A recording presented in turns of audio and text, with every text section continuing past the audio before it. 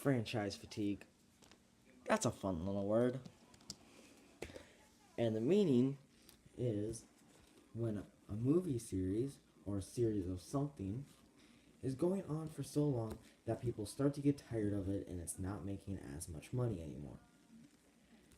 And I'm here to talk about that with a franchise that, even if you've never seen the movie, which is surprising, still know it.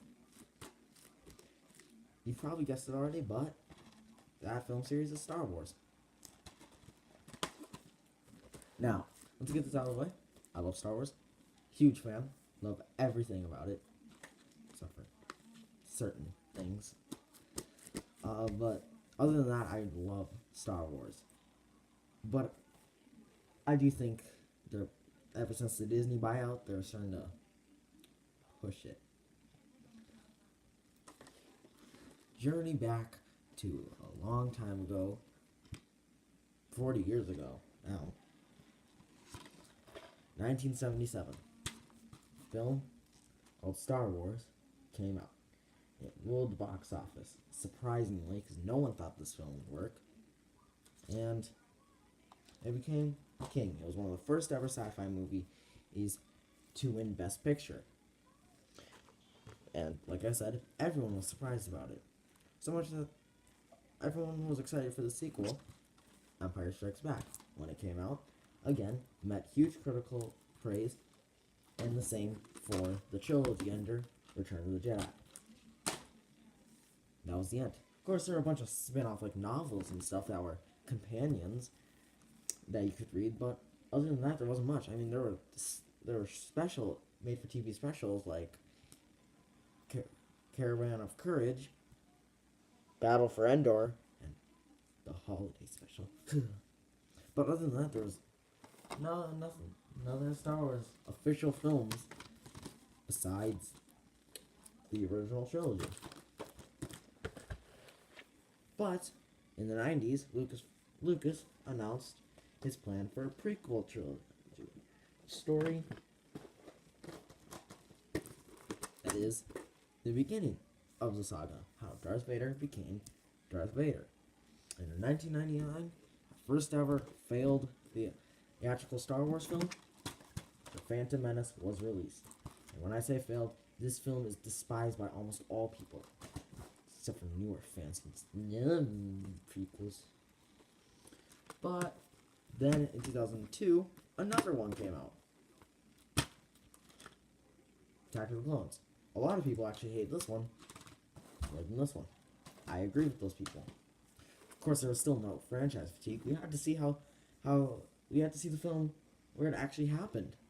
And in 2005, the best prequel film came out, Return of the Jedi.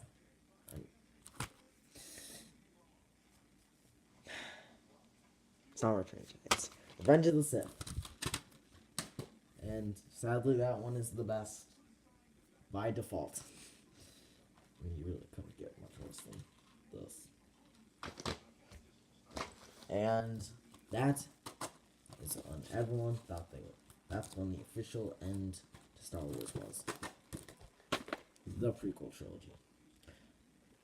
Of course, there were like a comic-style animated show called Star Wars Clone Wars. And then a sequel to that show was then released.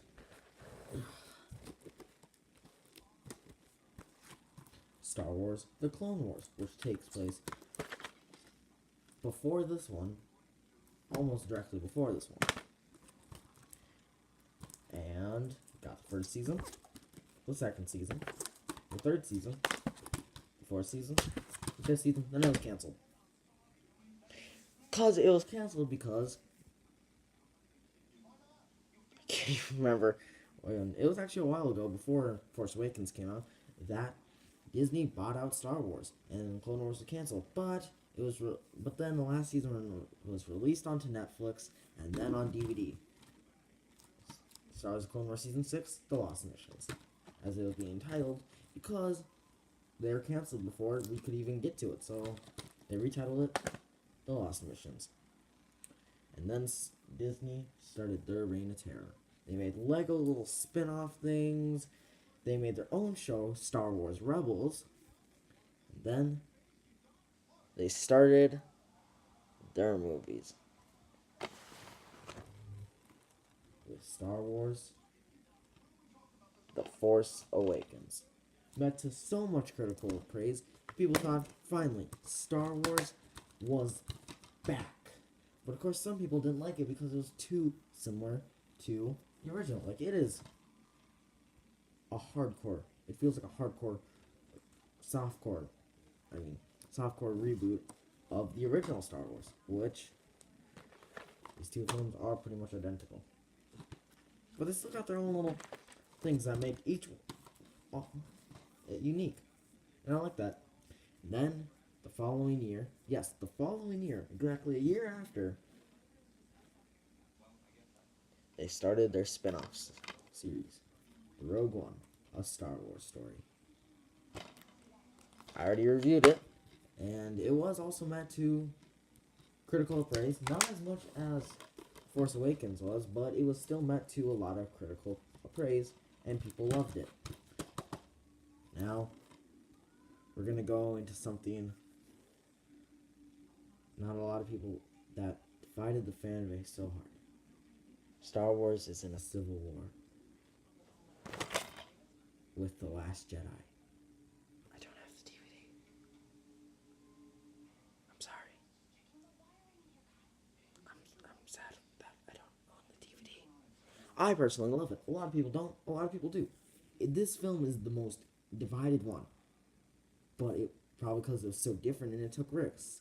Which is personally why I like it. It changed the status quo of everything. But this isn't a review. This is when people start to think, is Star Wars going downhill? Of course, I didn't think so. I thought that was the best film out of the new ones. Now we're getting into our second spin-off film, Solo, a Star Wars story, which is coming out this Friday. And if this film succeeds, which it already is with critics, we're getting 2 more Solo films. Plus a bunch of other spin-off films like Fett, Obi-Wan. There's going to be so many other ones. And that's where we're starting to hit franchise fatigue. We got books and figurines and stuff. Don't know why the figurines are... Well, but we got books and other straight-to-DVD and TV show things. Like we got a Forces of Destiny show about the female heroes of Star Wars films and shows.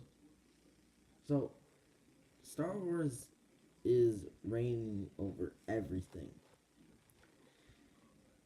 And after Episode 9 comes out for the canon films, Rian Johnson, the director of number 8, Last Jedi, he's going to be making another trilogy. And then, Game of Thrones directors are making a Star Wars film. We're not even sure. Jon Favreau, who made Iron Man and Elf, he is making a Star Wars show.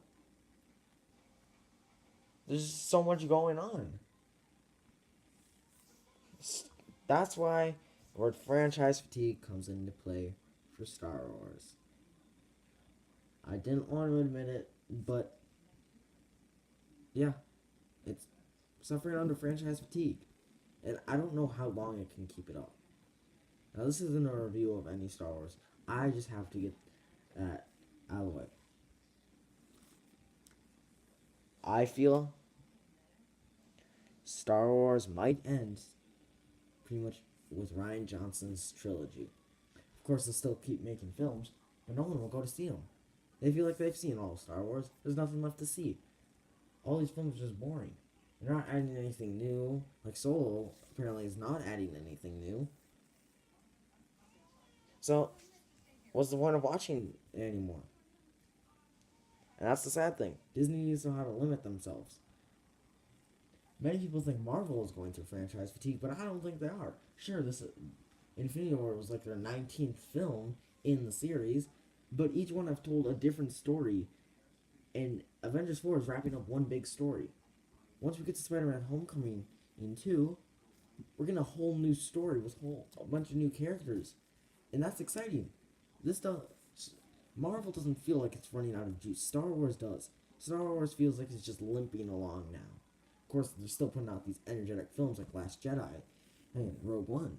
But it does feel like they're starting to limp through, trying to catch up with Marvel to release all these movies. But that's going to be their downfall. They need to pace themselves. If they pace themselves, then yeah, release all the movies you want. Don't make them every year a Star Wars film. That's why you start. That's why each film has gone down um, in tickets. Force Awakens is the third highest grossing film of all time. Rogue One went down from it. Last Jedi boosted itself from Rogue One, but not by much. And Solo isn't expected to make as much money. It's because they're releasing a film every year. And I have to state this again, I love Star Wars. And I will continue to watch the movies.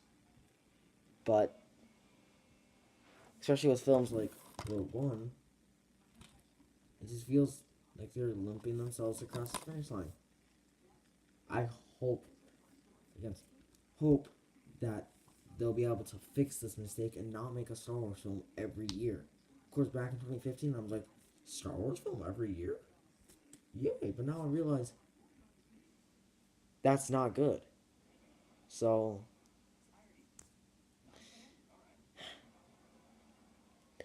Star Wars is suffering franchise fatigue.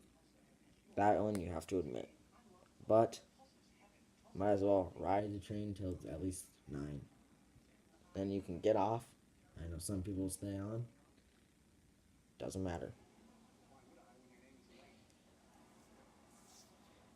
This is Jordan from Jordan Reviews, signing off.